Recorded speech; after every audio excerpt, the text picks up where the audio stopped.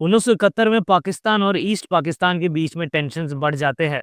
जब पाकिस्तान की army genocide पर उतर आती है तो वहां पे इंडियन आर्मी को इंटरवीन करना पड़ता है। 3 दिसंबर 1971 को इंडो पाकिस्तान वॉर शुरू होती है। केवल 13 दिनों के अंदर इंडियन आर्म फोर्सेस ढाका तक पहुंच जाती है और पाकिस्तान की आर्मी से सरेंडर करवा देती है। मॉडर्न हिस्ट्री में ये सबसे डिसाइसिव और शॉर्टेस्ट वॉर मानी जाती है। इस वॉर के बाद जन्म होता है एक नए देश का और ईस्ट पाकिस्तान बन जाता है बांग्लादेश। लेकिन इंडिया और पाकिस्तान के बीच में ऑलरेडी बने हुए टेंशन्स इसके कारण एस्केलेट हो जाते हैं। वॉर के कुछ ही महीनों बाद 1972 जुलाई में एक शिमला अग्रीमेंट साइन किया जाता है। इंडिया की तरफ से प्राइम मिनिस्टर इंदिरा गांधी और पाकिस्तान की तरफ से प्रेसिडेंट जुल्फिकर भुट्टो। इस अग्रीमेंट का मेन एम होता है इंडिया और पाकिस्तान के बीच में शांति लाना। इनमें मेनली बात की जाती है कश्मीर के इशू को लेकर। इंडिया चाहता है कि इसे एक इंटरनेशनल इशू ना बनाया जाए। दोनों कंट्रीज की तरफ से एलओसी को म्यूचुअली रिकॉग्नाइज और रिस्पेक्ट किया जाए। और इसके अलावा बात की जाती थी डिप्लोमेटिक टाइज के बारे में और आपसी ट्रेड और बाकी रिलेशंस को और मजबूत करने की। पाकिस्तान की यहाँ पे डिमांड ये थी कि बांग्लादेश वॉर में जो प्रिजनर्स ऑफ वॉर थे, जिनकी संख्या 93,000 थी,